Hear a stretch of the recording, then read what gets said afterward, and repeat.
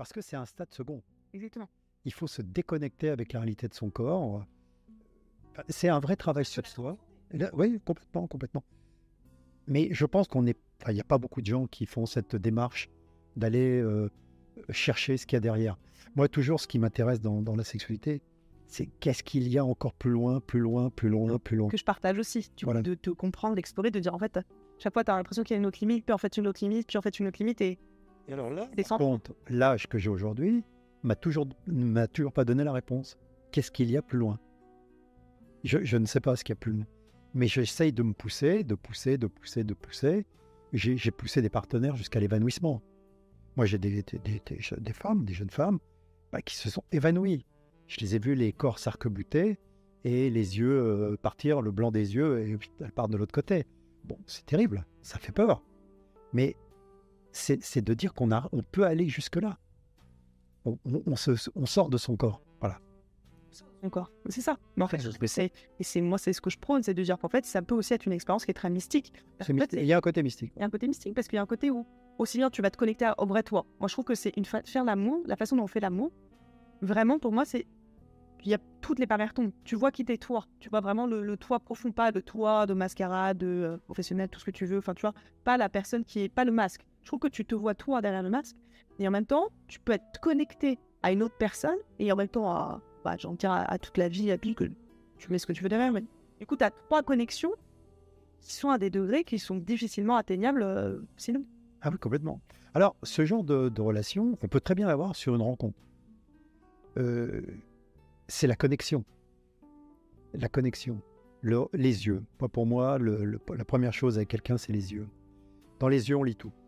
Les yeux, c'est peut-être le seul muscle qu'on ne contrôle pas.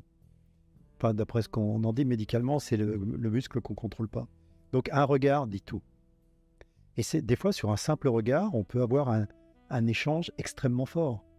Extrêmement fort. Et après, si la personne se lâche, il faut aussi apprendre le lâcher. Le lâcher prise, bah oui. Pour une femme, je peux reconnaître que c'est pas toujours facile. Entre autres, bon, le problème des femmes fontaines, par exemple. Bon, lâcher prise, c'est pas évident. Je peux comprendre. Mais du coup, ça se pratique. Mais d'abord, ça se pratique. Et puis, quand on est en confiance, quand la relation elle est bonne, alors des fois, il n'y a pas besoin qu'elle dure des années. Ça peut être une relation immédiate, mais tellement forte, tellement en symbiose que... Parce qu'en fait, il y a une connexion un peu d'âme à âme, enfin d'énergie à énergie qui se crée. Et c'est ça que moi j'aime bien, c'est qu'en fait, pour moi, la connexion, elle est pas liée au temps de connaissance de la personne. C'est-à-dire que si les deux personnes sont en conscience connectées, je trouve que tu peux avoir très rapidement en fait une ouverture et où au final ça fonctionne. Ah, complètement.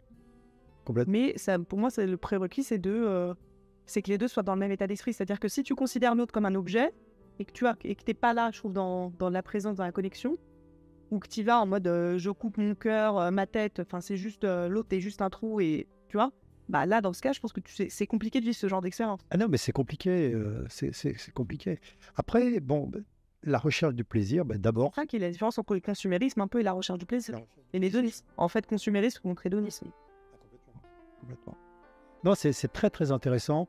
Alors après, il faut aussi avoir le temps de le faire. Oui. Il faut prendre le temps, faut chercher les partenaires de qualité, Bon, il y a des fois, on se rate comme tout le monde. Hein. Bon. Normal. Et puis même avec des partenaires de qualité, enfin toutes les fois, encore, moi je dis souvent ça aux gens, c'est que toutes les fois peuvent pas être exceptionnelles. Non. Forcément, mais c'est pas grave en fait. C'est chaque fois est différente. Et même chaque fois, au final, est en soi nouvelle et exceptionnelle. Parce qu'elle n'a jamais existé. Puis la vie, c'est un puzzle.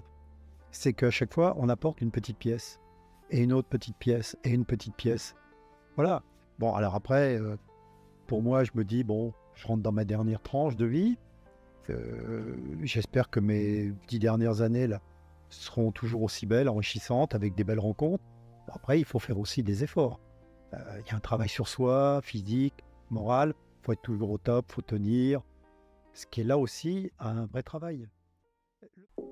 Vous pouvez regarder l'intégralité de cette vidéo sur notre chaîne YouTube. Cliquez simplement ici.